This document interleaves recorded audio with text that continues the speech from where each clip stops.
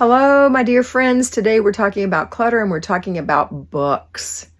Are you one of those people? You love books. You don't want to get rid of your books. Your books have given you so much comfort, yet you have so many that you don't have enough time to read them.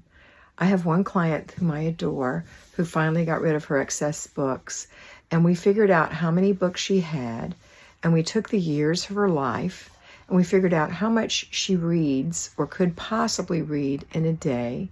And we calculated based on that how long it would take her to read every book that she had in her shelf.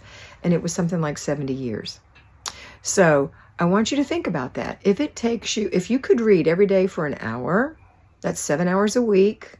Multiply that times 52 weeks. That's how many hours you have to read. And then how long it takes you, how many books do you have, and how long would it take you to read one book? You can calculate how long it would take you if you didn't buy any more books to read those books. And I bet you if you have a book problem, you've got too many books.